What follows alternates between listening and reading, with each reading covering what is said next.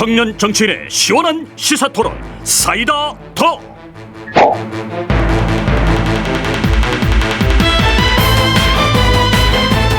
네, 청년 정치인들과 함께하는 사이다 톡 시간입니다. 네 분 모셨습니다. 각자 자기소개부터 돌아가면서 해주실까요?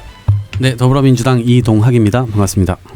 예, 정당바로 세우기 대표 신인기 변호사입니다. 반갑습니다. 예, 더불어민주당 성치훈입니다. 반갑습니다. 네, 도봉구 아나운스타 토나스 김재섭입니다. 반갑습니다. 네, 오늘은 다들 수식어 없이 드라이하게 인사를 하시네요. 기대하고 열심히 들었는데 오늘 상황인 만큼 드라이한 날입니다. 드라이한 날. 네, 빨리 현안으로 들어가 보겠습니다. 더불어민주당 이재명 대표가 오늘 건강 악화로 결국 병원에 이송이 됐는데 또 이송 2시간 후에 검찰이 구속영장을 청구했고요. 오늘 이 상황 어떻게 지켜보셨는지 네 분 짧게 총평 들어보고 다음 얘기로 더 들어가 볼게요. 검찰 급했다. 그리고 국회를 파행시키고 있는 이 검찰 역사에서 반드시 평가받게 될 것이다. 이렇게 생각합니다. 일가를 해주셨습니다. 전 검찰의 계획대로 되고 있구나. 예.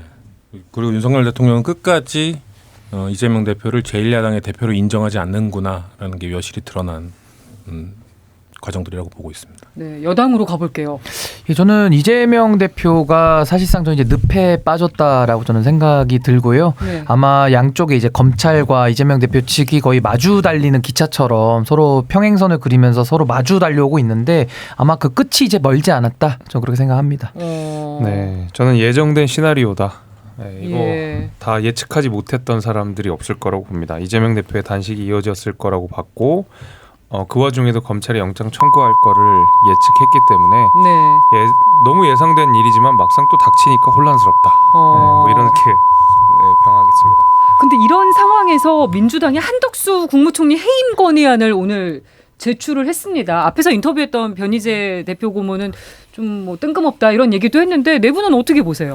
저는 한덕수 총리는 사실 지금까지 국정 운영을 해오는 걸 보면 총리로서의 저는 자격이나 능력이나 이런 거는 저는 매우 떨어지기 때문에 저는 사임하시는 것이 바람직하다라는 생각을 늘 가지고 있습니다. 여당에서도? 왜냐하면 이태원 참사 때도 부적절한 언행을 했었고 또 잼버리 사태에서도 무능한 행정의 끝을 보여주셨거든요. 그래서 그만두는 것이 맞는데 본인이 어쨌든 직을 유지하면 그만두게 만들 방법은 없죠. 그래서 이제 사실 민주당에서 들고 나온 것이 이제 해임 건의안을 들고 나온 건데 그 해임 건의안 자체는 제가 한덕수 총리에 대한 그 무능과 여러 가지 비판점을 먼저 말씀드렸음에도 불구하고 뜬금없이 나왔다라는 생각을 지울 수가 없습니다. 그러니까 예를 들어 잼버리 사태 때 그때 만약에 한덕수 총리의 무능을 더 밝혀서 국민들을 설득하고 그럼 한덕수 총리의 해임 건의가 필요하다라고 이렇게 주장을 했으면 납득이 좀 될 수가 있는 것인데 갑자기 이제 이재명 대표 국면에서 의원총회를 열어가지고 요구사항 속에서 이제 내각 쇄신하면서 한덕수 총리 뭐 해임 건의안 통과시키겠다 이런 거거든요. 그래서 이건 뭐로 보나 상당히 좀 정략적이고 좀 정쟁을 유발하기 위한 또 민주당의 도발 아니냐. 저는 그렇게 좀 보여졌습니다. 다른 분들은요?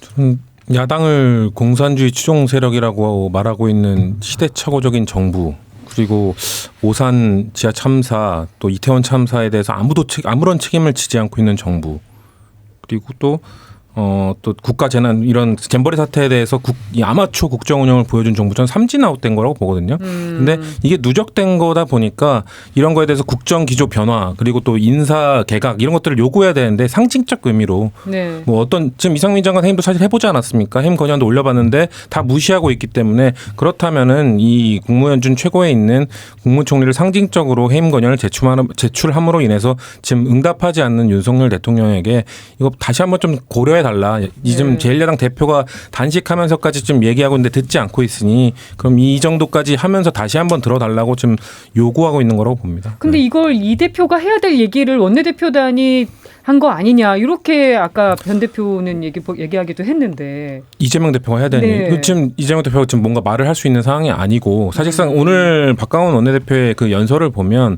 사실 우리 당이 해야 되는 이야기들 또 이재명 대표가 어찌 보면 해야 되는 이야기들을 다 축약한 내용이거든요. 그러니까 정치적 쟁점에 대해서도 이야기했지만 지금 우리 나라가 대한민국이 지금 민주당이 협조해서 나아가야 될 방향 뭐 개헌부터 해서 다양한 이야기가 담겨 있었거든요. 그래서 그런 이야기들을 지금 사실상 단식 때문에 말하기 힘든 그런 처지를 감안해서 원내대표가 대신한 거라고 저는 봅니다. 저는 이게 허수아비 때리기 같이 느껴져요. 그러니까 해법에 있어서 지금 국무총리를 때리면 누가 아파할까? 아파할 사람이 전 전혀 없을 것 같다. 그러니까 이게 무게감 있는 총리도 아니고 그렇다고 해서 뭐 본인의 어떤 소신과 철학을 가지고 국가를 나름대로의 내각을 통할하는 어떤 그러한 계획을 가지고 지금 운영하는 것 같지도 않고 예. 그런 차원에서 그런 총리가 있으나 없으나 아무 의미 없을 것 같다. 그런 관점에서 국민들이 이걸 볼 때 뭐 저 사람이 저런 총리가 있었나? 뭐 이렇게 쳐다볼 텐데 이거를 국무총리를 겨냥해서 했다는 것 자체가 약간 정치적인 것이지만 그것은 링 위에 올라와 있는 상대 선수만 보기 때문에 그런 거예요. 그러니까 네. 정치는 상대 선수만 보는 게 아니라 결국 국민들의 어떤 눈높이나 이런 것들을 좀 봐가면서 해야 되는 거잖아요. 그래서 예. 더 많은 지지 세력을 얻고 더 많이 확장하는 쪽이 이 싸움에서 결국 승리하게 될 텐데 그런 차원에서 보면 한덕수 국무총리는 약간 제 생각에도 좀 약간 논점 이탈 아닌가 이런 생각이 들었어요. 그러니까요. 예. 좀 이 야당의 어떤 정치적 행위에 대해서 야당이 되게 아파야 되는데 이건 아프지가 않아요. 그러니까 뭔가 충격이 별로 없다라는 얘기인데 앞서 이동학 최고께서도 말씀해 주신 내용이지만 굉장히 두루뭉술한 공격이잖아요. 그러니까 한덕수 총리가 그래서 지금 뭘 잘못했어 하면 전반적으로 잘못했어 뭐 이런 거라는 거죠. 전반적으로 잘못했다고 주장하는 야당의 입장을 정부 여당 입장에서 받아들이기 어려운 겁니다. 특히 여기가 잘못했어라고 뼈아프게 다가와야 정부 여당 입장에서 뭔가 쇄신이나 개각의 필요성이나 당위 같은 것들이 느껴질 텐데 그냥 막연하게 너 싫어, 막연하게 너 잘못했어 이렇게 하는 거는 받기가 좀 어렵고 네. 정말 용기가 있다면 차라리 탄핵 소추안을 결의를 하던가 이렇게 돼야 되지. 해임 건의하라는 거는 사실은 뭐 구속력이 있는 게 아니잖아요. 우리가 네. 얼마 전에 그 박진 외교부 장관 해임 건의안이 결의됐음에도 불구하고 대통령이 받아들이지 않으니까 지금까지 계속 임기 유지하고 계시거든요. 네. 그러니까 결국 물야당이 아니냐는 비판이 당연히 그 가운데서 나옵니다. 이번에도 마찬가지로 한덕수 총리가 그래서 왜 물러나야 돼? 라고 물어봤을 때 이 정도로 모호하고 추상적인 수준의 공격이 들어온다 그러면 당연히 정부 여당 입장에서 안 받아들일 거고 그럼 네. 야당 계속 왜 자꾸 헛발질이라는 얘기가 나올 수밖에 없거든요. 그래서 굉장히 아프지 않은 공격이다 이거는 그런 생각이 좀 듭니다. 근데 저는 윤석열 정부의 태도에 대해서는 제가 비판을 해야 될 것 같은데 예. 과거 정부까지만 해도요. 국회가 국민의 대표자들이고 국민을 대신해서 국무위원들 특히 뭐 총리부터 그 장관들에 대한 해임 건의 요청을 하면요. 본인이 사임을 하거나 대통령이 정리를 했던 게 관례입니다. 그 그런 일이 이유는 많았죠. 야당이 옳고 그르고를 떠나서 국민의 대표들이 요구했기 때문에 국회 존중 차원에서 그걸 한 거거든요. 네. 근데 지금 윤석열 대통령은 아무리 국회에서 해임 건의를 내도 전혀 듣지 않고요. 모르세. 뭐 끝까지 그럼 탄핵하려면 탄핵해라. 근데 탄핵이라는 것은 중대한 법 위반이 있어야 되기 때문에 쉽지는 않거든요. 그러니까 내각이 쇄신되지도 않고 정리되지도 않고 또 이번에 교체되는 장관들에 대해서는 진짜 무슨 쓰레기차 빠지니까 무슨 똥차 온다는 식으로 굉장히 더 심각한 사람들을 갖다가 앉혀놓으니까 지금 사실 야당 입장에서도 굉장히 좀 난처한 상황인 건 맞거든요. 근데 예. 우리 김재섭 위원장님 말씀하신 대로 좀 야당도 전략을 가지고 좀 정부를 제대로 되게 압박하고 전략 전술을 써야 되는데 지금 뭐 두루뭉술하게 싫다 이런 예. 식이다 보니까 지금은 사실 뭐 국회를 존중하지 않는 대통령이나 또 그 대통령에 대한 견제에 있어서도 전략이 전혀 없는 이런 민주당의 두루뭉술한 칼이나 저는 뭐 네. 둘 다 비슷한 상황 아니냐 저렇게 봅니다. 어쨌든 오늘 이재명 대표에 대해서 이제 구속영장이 청구가 됐기 때문에 체포동의안 표결이 이루어질 텐데 요 결과는 어떻게 예상을 하시는지도 궁금해요. 또 여야 셈법이 다를 것 같아서요. 누가 먼저 얘기해 주실까요? 저는 부결될 거라고 봅니다. 지금 민주당 내에서 실제로 동정론이 꽤 많이 부상하고 있는 상황이고 네. 이재명 대표 체포동의안 가결해서 법원에서 영장심사 받는 것이 오히려 이재명 대표 개인적인 정책 행보에도 더 유리하다라는 그 판단이 원래는 있었는데 예.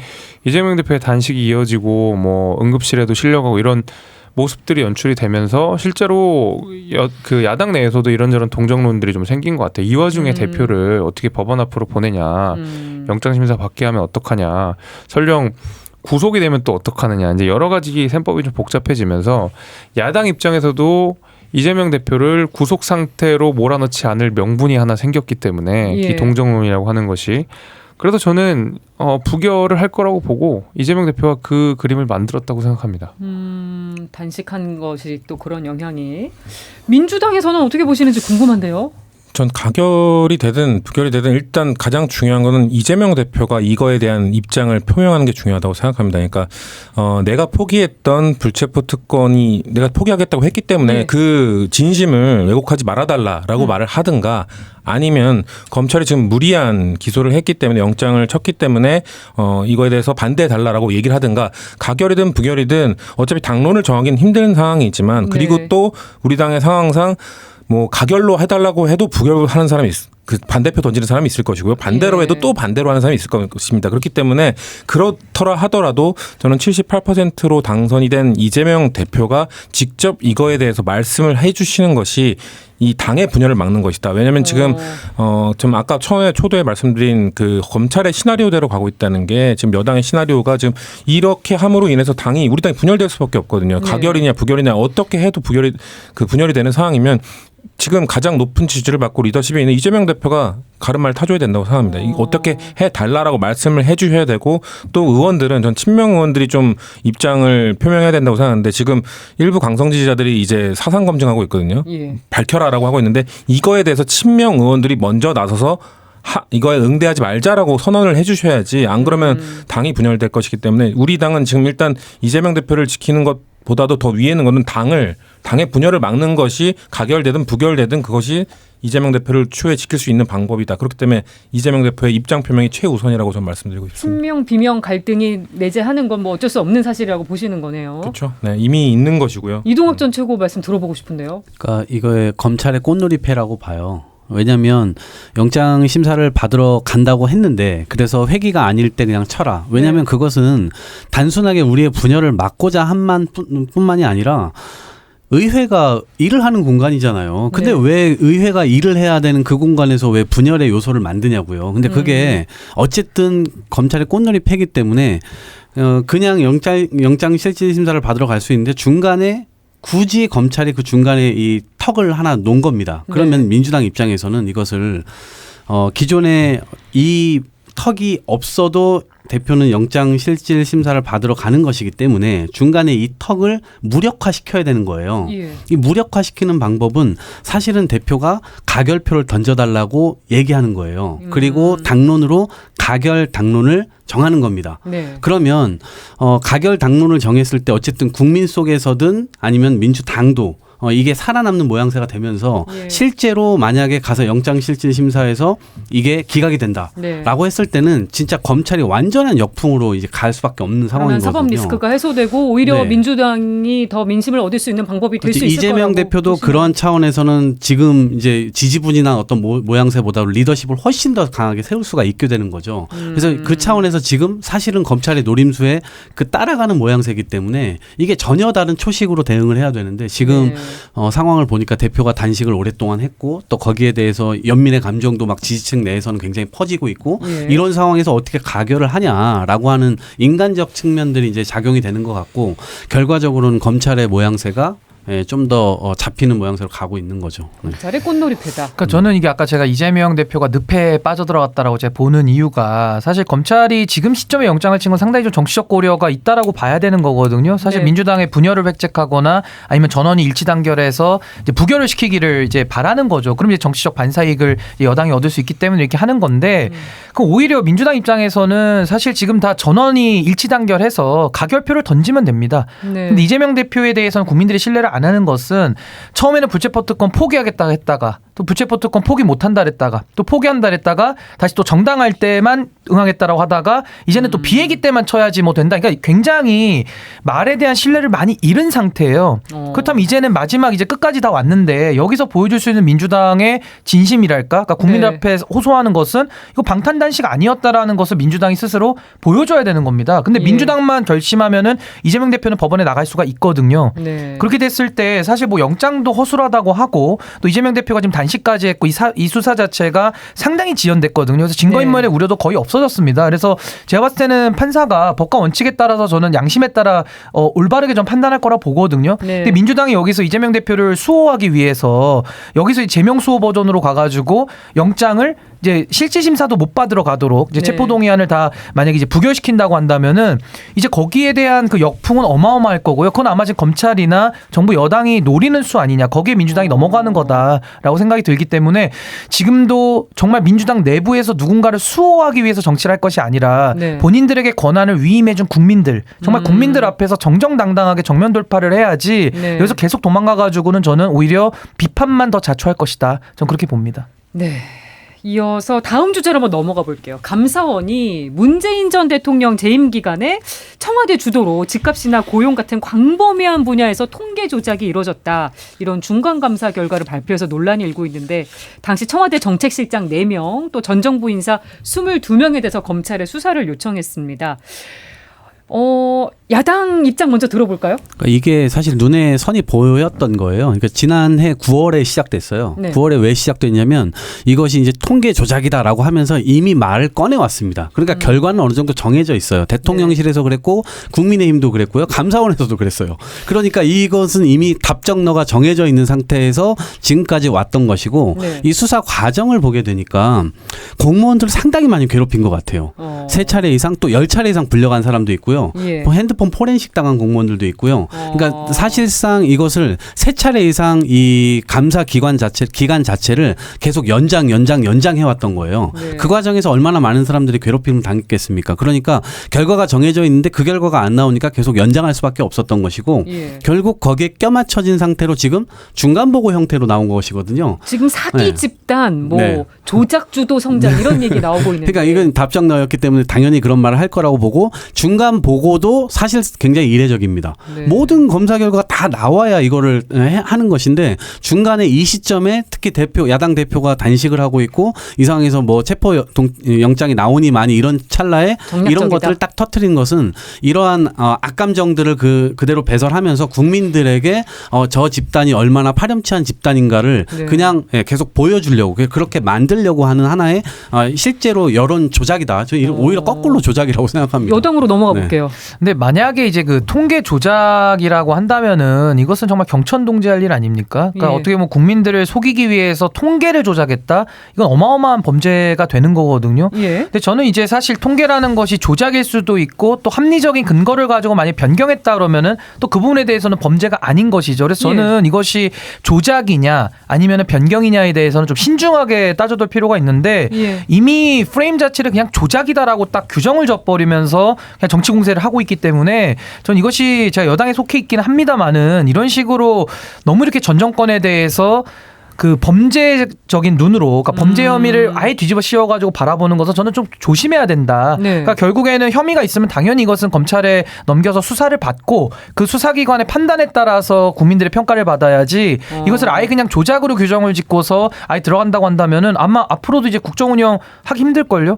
그래서 저는 이 부분은 좀 신중할 필요가 있다 저기 생각합니다. 같은 여당이시지만 김재섭 위원장님 생각도 궁금합니다. 저는 그 실제로 그 조작 정황이 발견이 된 상황이기 때문에 이거를 나쁘게 본다고 해서 뭐 색안경을 끼고 보고 이런 건 아니라고 생각합니다. 왜냐하면 주택가격 상승률을 판단할 때 있어서 숫자를 임의로 집어넣은 정황이 있어요. 이거는 마사지나 어떤 관점의 차이가 아니라 조작의 정황인 거거든요. 숫자를 임의로 넣었다라는 것은. 근데 문재인 전 대통령 막 직접 반박도 하고 있는데. 뭐 그렇게 하시겠죠. 이제 왜냐하면 부동산 정책 관련해서는 문재인 대통령의 가장 아픈 아킬레스건이다 보니까 거기에 만약에 조작까지 되어 있다라는 의심까지 사게 되면 정권 자체의 어떤 정체성이라고 해야 될까요? 그 적동성이라 해야 될까? 뭐 이런 것들이 근본적으로 흔들릴 수 있기 때문에 저는 당연히 나서서 반대를 할 거라고 보고 일단 그거는 뭐 우리가 수사나 감사를 통해서 조금 더 알아보는 걸로 하더라도 예. 문재인 정부의 통계청이 무능했다라는 것은 부인하기 어려울 것 같습니다. 예를 들면 비정규직과 정규직 간의 어떤 설문 그 조사하는 문항 같은 것들이 있었거든요. 특히 이제 소득주도 성장과 관련해서 기간제와 비기간제가 또 다르고. 네, 저희가 라디오 시간이 다 돼서 여기서 잠깐 끊었다가 유튜브로 바로 이어가도록 하겠습니다. 내일 뵙도록 하겠습니다.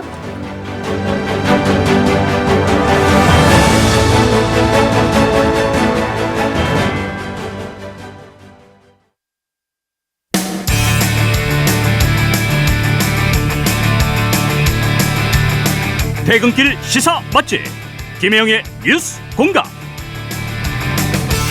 네, 김혜영의 뉴스 공감 사이다 톡으로 문재인 정부 통계 조작 논란에 대해서 얘기해보고 있었습니다. 김재섭 위원장님 설명 조금 더 들어볼게요. 예, 그러니까 제가 아까 말씀드린 대로 그 문재인 정부가 통계 조작을 했는지 여부는 앞으로 수사로 좀 밝혀낸다고 하더라도 문재인 정부의 통계청은 대단히 무능했고 굉장히 정치 편향적이었다는 사실을 부인하기는 어려울 겁니다. 왜냐하면 제가 아까 말씀드린 대로 정규직과 비정규직 그리고 기간제와 비기간제는 굉장히 개념 정의가 어렵습니다. 왜냐하면 대한민국의 특수적인 노동 상황들이 좀 있기 때문에 네. 이런 것들을 개념 정립을 굉장히 중요하게 해야 되고 또 까다롭게 다뤄야 됩니다. 그래서 역대 어느 통계청장도 이 기간제 비기간제 정규직 비정규직을 개념적으로 정확하게 만들어 놓는 작업부터 하고 했어야 되는데 예. 과거에 문재인 정부 때 통계를 보게 되면 이런 구분을 제대로 하지 못한 상태에서 그냥 그 여론조사 아마 그 통계를 골리다 보니까 사실 현실과 괴리된 형식의 통계 자료가 나오게 됐거든요. 이런 거는 그냥 사실 굉장히 무능했다라는 이야기를 할 수밖에 없고 만약에 무능하지 않았으면 사악한 거거든요. 왜냐하면 어떤 문재인 정부의 국정 과제에 맞춰서 통계를 맞춰낸 거니까. 그래서 저는 무능하거나 사악하거나 둘 중에 하나라고 생각합니다. 근데 숫자를 바라보는 관점이 이렇게 다를까? 문재인 정부 청와대에 계셨던 성치훈 부의장님 얘기를 한번 들어봐야겠습니다. 일단 아까 이동학 전 최고 말씀하셨지만 일단 감사원에 대해 좀 유감인 게 지금 검찰 흉내를 너무 내고 있어요. 중간 보고도 이례적인 것도 있지만 지금 내용을 흘리는 게 매우 모호하게 흘리고 있거든요. 그렇기 때문에 그거에 대해서 오해할 수 있는 그러니까 지금 저는 그 김재섭 위원장도 정황 증거가 드러났다고 하는데 그 들여다보면은 이게 진짜 정황 증거인지 아닌지 애매한 부분들이 있거든요. 예를 들면 지금 쟁점들 몇 개를 보면은 원래 그 부동산 상승 통계를 주 1회 보고하던 거를 문재인 정부에서 주 3회 보고하도록 했다라는 겁니다. 그래서 문재인 정부 그 당시 관계자의 입장은 좀 더 신속하게 파악하고 싶었던 노력의 일환이다라는 주장을 하고 있는 건데 지금 감사원에서 흘리고 있는 거는 그것이 압박이 됐다. 그래서 사실상의 조작 짓이다 이런 느낌이거든요. 진짜 그래서 갖고 오라고 한 다음에 이거 너무 높네 낮춰라고 말했다는 내용은 하나도 없어요. 사실 나온 거는. 근데 마치 뉘앙스가 그런 뉘앙스를 풍기고 있는 거죠. 그래서 그런 압박으로 느껴졌다면서 지금 뭐 카톡 메신저 뭐 털어보니 거기에 이대로 가면 우리 뭐 이번에 죽어요 좀 마이너스로 해주 이런 내용 들어가 있지 않습니까? 이런 게 내부의 이야기일 수 있거든요. 그 연구원 내부에. 왜냐면은 주 3회 하면서 집값 상승 통계가 났을 때 지금 청와대에서 계속 왜 상승했는지 원인은 뭐라고 생각하냐고 물어봤다는 겁니다. 그런데 그럴 때마다 상승 원인에 대해서 답하는 게 윗사람으로서는 매우 피곤했겠죠. 힘들고 왜냐면은 청와대 입장에서는 당연히 상승 원인을 물어봐야 되는 거 아닙니까? 물어봐서 그 상승 원인을 잡아야 되니까. 근데 연구원 입장에서는 계속 그걸 물어보고 마치 자신들이 변명하는 게 힘들었기 때문에 밑에 사람한테 과연 지시를 한 것인지 그런 것들을 밝혀내야 되는 것인데 지금까지 감사원이 밝힌 걸로 봤을 때는 마치 주 3회 보고 계속해서 원인을 물어본 게 압박이 되어서 사실상의 조작지 이런 느낌이거든요. 그렇기 때문에 저는 이게 지금 감사원이 너무 답을 정해놓고 했기 때문에 진짜 제대로 된 조사를 하지 않으면은 애매하다는 점을 말씀드리고 싶은 거고 또 하나를 말씀드리면 저도 뭐 사회과학 방법론을 정말 조금 공부해봤지만 이 통계라는 것이 정말 이 초보자들이나 전문가가 아니고서는 알기 힘듭니다. 이게 같은 데이터를 갖고도 어떤 방법론을 쓰냐에 따라 결과가 천차만별로 나올 수가 있고 그거에 완전 통달한 사람이 아니면 똑같은 방법론을 썼는데 자신이 뭐 데이터를 만지지도 않았는데 다른 결과가 나올 수도 있어요. 그만큼 통계가 복잡하고 그 수식 설계하는 게 그렇게 간단한 일이 아닌데 물론 그 방법론에 있어서 결과가 나온 걸 보고 전문가들이 문재인 정부의 좀 더 우호적인 통계 결과를 나온 것을 갖고 이걸 활용하자라고 할 수는 있습니다. 근데 그것이 합리적 범위 내에 있느냐. 통계학의 측면에서 이거를 이 정도 방법론을 여러 가지 중에 이것을 선택한 것이 이거를 허용할 수 있느냐 아니면 이것도 조작이다. 이 논쟁을 해봐야 되는 거거든요. 근데 그것도 하지 않고 마치 조작한 것처럼 이야기한다는 게 이것도 문제인 거고요. 그러니까 지금 통계에 관련돼서 감사원이 마치 지금 말씀드린 것처럼 명확하게 나온 것 없고 해석하기에 따라서 달라질 수 있는 내용들을 흘리면서 왜곡, 오해들을 조장하고 있다는 게 저는 이번 중간 발표의 포인트라고 봅니다. 굉장히 길게 반박을 해주셨어요. 근데 저는 요즘 드는 생각이 뭐냐면은 이게 우리 사회가 좀 너무 전근대적으로 저는 돌아가고 있다 저는 이렇게 생각이 듭니다. 왜냐하면 뭐 이동관 후보자도 뭐 공산당 기관지가 누구냐 당신이 알 것이다 찔리는 사람이 범인이다 지금 이러고 있고요. 얘기했죠. 지금 김기현 대표도 판사까지 지내신 분이 지금 뭐 그 김만배 씨 신앙님 그 인터뷰에 대해서도 이거 뭐 민주당까지 다 관여된 무슨 1급 살인의 무슨 조작 범죄니까 뭐 다 언론사 폐간시키고 다 사형시켜야 된다 이러고 있거든요.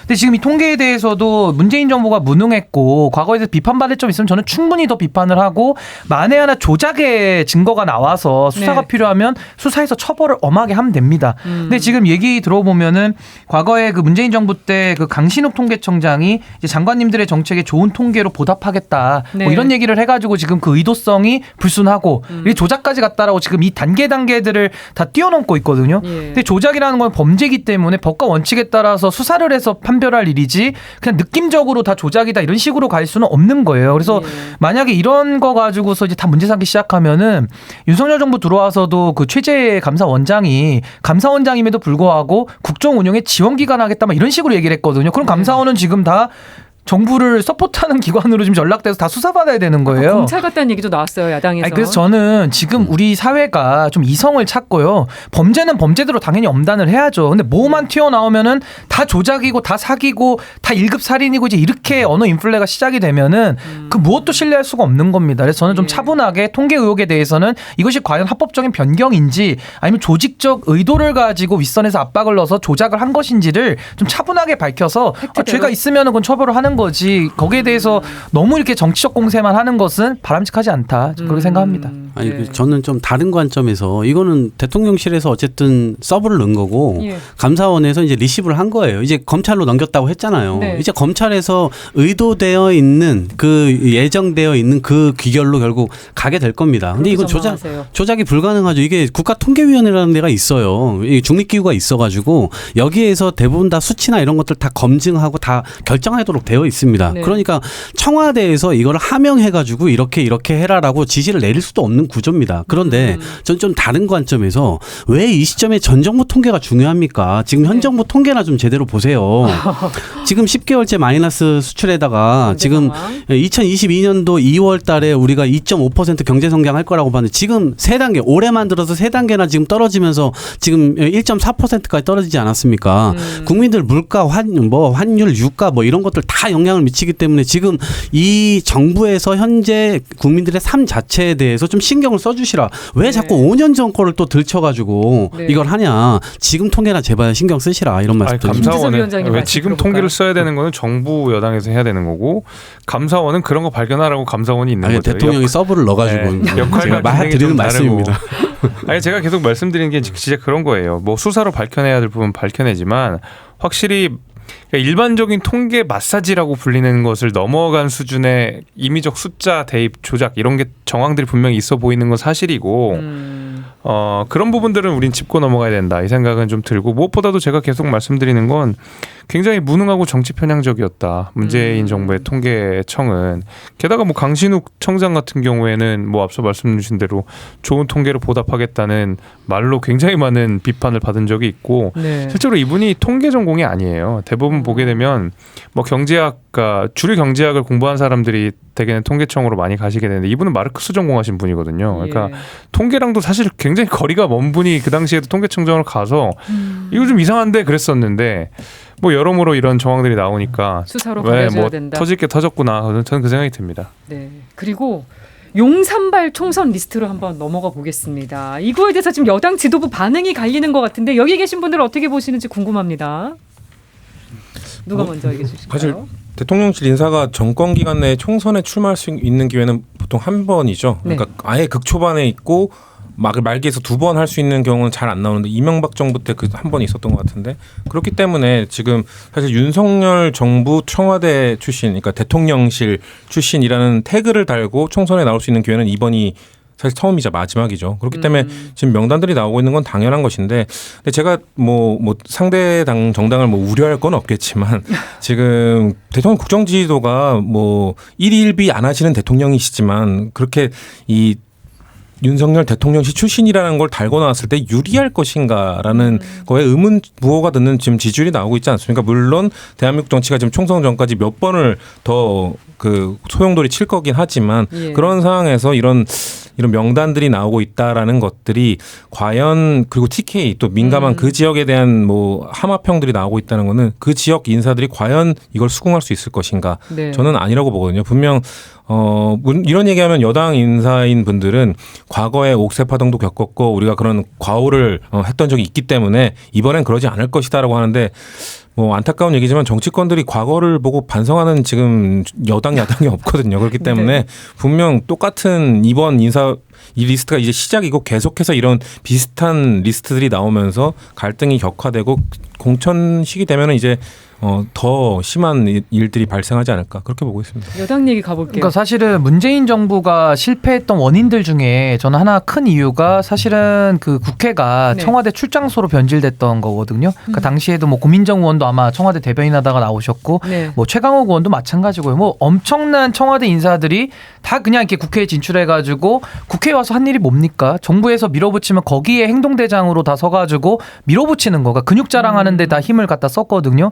그래서 그거 하지 말라고 정권을 바꾼 거고 그래서 윤석열 대통령을 뽑은 겁니다. 예. 근데 윤석열 대통령 지금 집권하고 나서 1년 반 이제 지나가고 있고 지금도 총선 앞두고 똑같이 따라하고 있거든요. 문재인 정부의 근데 그거는 이제 사실은 이제 참 뭐 입장이 사람이 바뀌는 그런 거랑 비슷한 거지만은 윤석열 대통령 맨날 그 과거 정부 탓만 하고 과거 정부만 계속 들쳐다보고 있고 또 심지어 문재인 정부 출신이시잖아요. 그래서 지금은 윤석열 정부가 아니라 그냥 문석열 정부 아니냐 이렇게까지 나올 정도로 너무 따라하는 게 심한 겁니다. 예. 그래서 저는 이것이 뭐 누군가를 비판하다가 비판하면서 더 담는다는 것도 있잖아요. 그래서 이것은 문재인 정부가 실패했던 그 국회를 청와대 출장소 만드는 네. 이제 그것을 지금 재판으로 찍고 있기 때문에 전 이것이 당장은 마치 국회를 좀 더 이렇게 장악하고 뭔가 권력을 유지하는 데 도움이 된다고 생각할진 모르지만 이거 장기적으로 가서는요. 그분들이 가서 대통령실 비판하겠습니까? 지금도 네. 못 하는데 그래서 저는 이렇게 가서는 정부가 성공할 수가 없고 네. 이렇게 하는 것은 정당의 민주주의도 봉쇄하는 거기 때문에 예. 무너뜨리는 거기 때문에 전 이런 건 좀 해서는 안 된다. 예. 저는 문재인 정부에 대해서 좀 반면교사를 삼았으면 좋겠습니다. 제 기억으로 문재인 정부 때 청와대 인사 한 40명 정도 넘게 총선 출마를 하셨던 걸로 기억하고 그중에 과반이 넘는 한 26분 정도가 당선됐던 걸로 기억해요. 그러니까 말하자면 청와대 출신들이 총선에서 잘했다라는 소리죠. 어느 지역에 갔든지 간에. 근데 저는 용산발 그 총선 출마 리스트 자체는 이건 좋다 싫다 평가할 수 없어요. 근데 이분들이 어디 나가느냐부터 같이 판단이 들어가야 되는 거지. 예를 들면 용산 출신들이 영남으로 뭐 대거 배치된다. 이거는 정말 당 안에서 이런저런 분란이 나올 수밖에 없습니다. 국민의힘 그 현역 의원들은 사실 거의 다 영남권에 몰려 있기 때문에 그렇죠.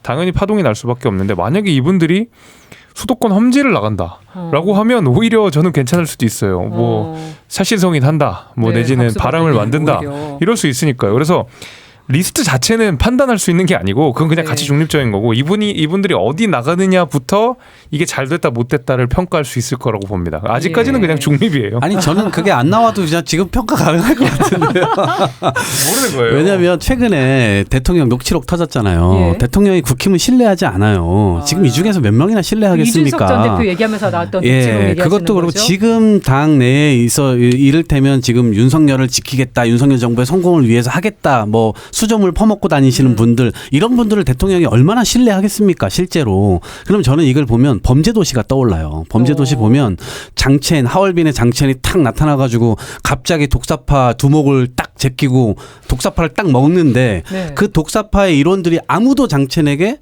이 항거를 하지 못합니다.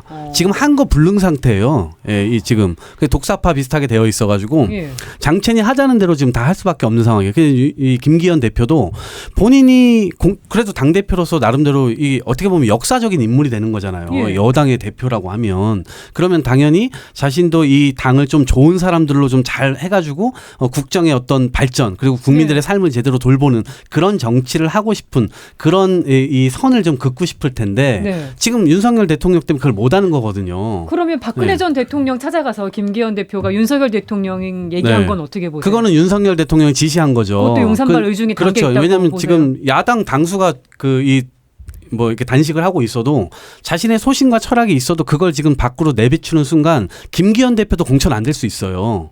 지금 저는 윤석열 대통령의 그립감이 그 정도로 굉장히 세다라는 네. 생각이고요. 그 결국 저 범죄도시에서도 그 오른팔이 수발 들다가 결국 당하잖아요. 예. 장첸한테 당하잖아요. 그러니까 그런 것처럼 지금 어쨌든 지금 여당이 지금 국민의 삶을 놓고 야당과 어떻게 하면 타협을 해가지고 자신들이 하고자 하는 그 기존에 하겠다고 했던 연금개혁, 교육개혁, 노동개혁 이런 것들로 이 논쟁을 일으키는 것이 아니고 네. 권력을 두고 어떻게 하면 이것을 차지할 수 있을까? 오로지 이런 것만 지금 다 보이기 때문에 국민들이 이게 희망을 가질 수가 없는 겁니다. 이 나라에서. 근데 좀 한마디 덧붙이면 근데 그립감을 되게 세게 주려고 하고 있는데 저는 반발이 매우 클 거라고 보거든요. 그러니까 전 이번 개각 인사 보면서 윤석열 대통령이 지금 뭔가 계속 메시지를 던지고 있는 거거든요. 그러니까 본인이 저도 불안할 거라고 봅니다. 왜냐하면 국정 지지도가 안 나오고 과연 나의 녹취록도 터지면서 내가 이 사람들을 신뢰하지 않는다는 거 알고 있는데 이 사람들이 언제 나한테 반항할까, 언제 나한테 쿠데타를 할까 이런 불안감이 있을 거기 때문에 이번 개각에 나한테 충성하면 뭐 재탕 인사도 해줘. 나한테 충성하면 다른 사람 대선 때 지지했어도 나 해줘. 나한테 충성하면 능력을 인정 잘 인정 못 받는 사람도 다 개각까지 해줘. 이런 메시지를 던지는 게 계속 나한테 충성해라고 던지고 있는 거거든요. 지금 총선을 앞두고 지금 전 윤석열 대통령이 본인의 그립감에 대한 의구심을 갖고 있기 때문에 이런 강경 인사를 한 거라고 저는 보고 있습니다. 근데 저는 이제 국민의힘의 사실 자율성이 저는 많이 이제 상실됐다, 거의 회복 불능 상태에 왔다라고 저는 보는 이유가 윤석열 대통령 지지율이 낮은 건 팩트잖아요. 네. 그건 맞죠. 30% 낮죠. 그건 네. 어느 정부를 비교해도 낮죠. 그리고 잘못하는 게 너무 많죠, 사실은. 국민적 관점에서 봤을 때. 근데 여당에 있는 의원들 중에 잘못됐다라고 말하는 의원들이 잘 안 보여요. 그러니까 제가 못 본 거일지는 모르겠지만 진짜 없어요. 그것 자체가 대통령이 지금 당을 보이지 않는 손 역할을 할 수밖에 없는 것이고, 그렇다면 이제 왜 아무 말도 못 하느냐. 그러게요. 뭐 검찰 출신 대통령이니까 그 검찰 캐비넷이 무서울 수가 있는 거고, 또 하나는 공천을 앞두고 그 실권자인 대통령의 눈치를 봐야 되기 때문에 아무 말도 안 하고 눈치만 보는 거거든요. 예. 그러니까 이 두 가지만 놓고 보더라도 이미 여당은 이미 다 대통령의 손아귀에 다 장악이 돼 있는 것이고, 예. 그러면은 왜 장악했습니까? 결국 공천하려고 장악하는 거거든요. 목적 자체는. 그렇기 때문에 지금 이 상황이 저는 그렇게 간단하게 보이지가 않고, 그렇게 해서 공천하고 총선을 치를 수는 있죠. 그렇게 해서 이제 자기 솔직히 말하는 본인의 말을 잘 듣는 사람들로 이제 당을 바꾸겠다는 의도인데, 네. 결국 그분들이 가서 또 정부에 대해서 쓴소리 또 하겠습니까? 잘한다 박수만 치는 거거든요. 그러면 뭐 이것은 문재인 정부가 정권 내준 거랑 똑같은 길을 밟아가는 거기 때문에 매우 끝이 불행할 것이다. 전 그렇게 봅니다. 총선까지 가기 전에 지금 리트미머스 시험지가 될 거라는 말이 나오는 강서구청장 보궐선거, 김태우 전 구청장이 공천받은 과정에 대해서도 여러 가지 말들이 나오고 있는데, 여기에도 용산의 의중이 담긴 거 아니냐는 얘기들, 요거에 대한 의견 들어보고 오늘 마칠게요. 아니, 당연히 담겨있죠. 누가 그 대법원 확정 판결에 잉크가 마르기도 전에 누가 사면 복권을 했습니까? 근데 이균용 대법원장 후보자는 또 그렇게 얘기 안 했는데. 그러니까 그 대법원장의 입장이고요. 누가 네. 사면 복권을 했냐는 것은 대통령이 한 것이죠. 대통령의 권한이니까요. 네. 왜 사면 복권을 했을까요? 출마를 시키기 위해서 한 것이고, 이미 경선을 다 치렀다고는 하지만 결국 김태우 후보가 정식 후보가 됐습니다. 네. 그 두 가지만 놓고 봐도 이건 대통령의 의중으로 공천을 했다라고 보는 것이 통념적인 상식에 부합한다. 전 그렇게 봅니다. 김재섭 위원장님 어떻게 보세요? 사실 이제 처음에 우리 당 지도부가 공천 안 하겠다고 했었기 때문에 그리고 이제 대통령께서 사면을 해줬기 때문에 대통령실에서도 일정한 입장이 있었던 것으로 저는 보입니다. 네. 그리고 지금 구도 자체가 그 이제 김태우 구청장이라고 그러면 문재인 정부의 어떤 뭐라 그래야 될까요? 대척점에 있는 문재인 정부에서 공익 제보를 했던 분이기 때문에 아마 그 어떤 문재인 정부의 실정 같은 걸 다시 한번 이렇게 리마인드 시키는 정도의 정치적 효과는 있겠습니다만은 그것이 유효하게 딱 들어맞지는 않을 것 같아요. 이미 뭐 조국 전 장관 국민들께서 너무 피로하게 생각이 들고, 지금 보면은 민주당에서 나오신 분은 또 저거잖아요. 경찰 출신이잖아요. 어떤 검경 대결이. 검경 대결이란 프레임도 그렇게 저희가 유리한 프레임도 아니라고 생각하고요. 그래서 선거 전략을 조금 면밀하게 짜야 되지 않을까 생각이 됩니다. 그래서 검경이라든지 아니면 조국 프레임을 들고 다시 한번 강서구청장 선거를 친다 그러면 저는 굉장히 어려운 선거가 될 거라고 봐요. 민주당에서는 어떻게 보세요? 저는 자꾸 김태우 전 청장이 공익제보자인 것처럼 자꾸 얘기되는 게 좀 매우 불편한데, 이 사람은 공익제보로 유죄를 받은 게 아니라 본인이 셀프 인사청탁하고 향응받았던 거, 그런 것들이 어떻게 보면 징계가 되려고 하자 그거에 대한 좀 무마를 시키기 위해 그 폭로하기 시작했다는 게 대법원 그 판결문 요지에 있거든요. 그렇기 때문에 이 사람은 공익제보로 유죄받은 게 아니에요. 그런데 마치 정당한 일을 정의로운 일을 하려다가 지금 유죄를 받은 것처럼 자꾸 포장이 되고 있는데, 저는 선거 기간 동안 이게 밝혀질 거라고 보고요. 그리고 무엇보다 그런 거 다 없다고 칩시다. 그렇게 하더라도 본인의 귀책 사유로 국민의 세금을 더 들여서 다시 치르게 된 선거에 본인이 다시 나오는 코미디를 저는 강서구 구민 여러분들이 알 거라고 생각하거든요. 그렇기 때문에 용산의 뜻은 얼마나 담겨 있다고 보세요? 좀 100%죠. 네, 용산이 그냥 지시한 거고 그거 아니라고 해도 그리고 그 아니라고 한 이균영 대법원장 저는 후보자 좀 그분의 청문회 그분의 그리고 국회 표결까지 가야 되잖아요. 대법원장이니까 네. 그게 또 차기 총선까지는 또 다른 리트머스 종이 될 거라고 보는데 그분 그런 얘기할 자격이 없는 분입니다. 예. 이렇게 얘기를 들어보면 이게 윤석열 정부에서 후보 시절에 정의, 상식, 공정 이런 계속 얘기했어요. 그리고 법치주의를 확립하겠다 이런 얘기를 했습니다. 근데 스스로 법치를 무너뜨리고 정의, 공정, 상식 이거 다 무너뜨리고 있는 상황인 거예요. 이게 삼권 분립 자체가 지금 형해화되고 있는 거거든요. 네. 대법원 판결을 내렸는데 그걸 인정하지 않아요. 대통령이. 그리고 대통령이 그거를 무시라도 하듯 아예 대놓고 그냥 사면을 해줘 버립니다. 네. 대통령의 사면권이니까 뭐 어때라고 생각하는데 국민들은 이제 생각하게 될 거예요. 대통령이 지금 여러 국정 상황에서 실정을 거듭하고 있고 실제로 참모들이 했다가 걸리면 모르겠어요. 근데 대통령이 하다가 지금 막 계속 걸리거든요. 예, 국방부에서 지금 이 박정훈 대령 사건도 그렇고 여러 가지 측면에서 대부분의 시그널들이 전부 다 대통령 발의라고 하는 것이 국민들한테 들키고 있어요. 그런 차원에서 봤을 때 대통령이 진짜로 법을 평생 한 사람이지만 법의 수호자가 될 수 있을까? 이것에 대한 의심을 품고 있고 네. 그러면 강서구청장 결과가 여러 가지 측면에서 나왔을 때 김기현 지도부는 어떻게 되는 거지? 예. 이건 우리 민주당도 마찬가지입니다. 만약에 질 경우에는 서로가 사생결단의 어떤 이 혈투 현장이기 때문에 여러 가지 측면에서 용산도 그렇고 김기현 지도부도 공천하고 싶지 않았는데 공천했기 때문에 물론 본인의 의지는 아니었습니다만 그런 차원에서 이 결과로 인해서 또 다른 리트머스 시험지가 또 될 것이다. 이렇게 저도 보고 한 말씀만 있습니다. 드리면은 이 대통령의 사면권이라는 게 시혜적 권리죠. 시혜적 권한인데 이것을 규정한 이유가 삼권 분립을 무너뜨리면서도 대통령한테 부여한 이유가 있지 않습니까? 예. 국민을 통합하라는 거예요. 그래서 쉽게 말하면 우리 진영에서 상대방 진영 풀어줄 때 쓰는 거고 과거에도 네. DJ 대통령이 그 군사 정권에 기여했던 분들에 대해서 이제 사면 복권하면서 이제 통합을 이뤘던 이게 이제 모범 사례인데 지금은 국민의힘의 후보를 차출하기 위해서 쉽게 말 용병 세우기 위해서 사면 복권을 해주는 거 아닙니까? 그러니까 자기 편을 자기가 사면해서 내보내는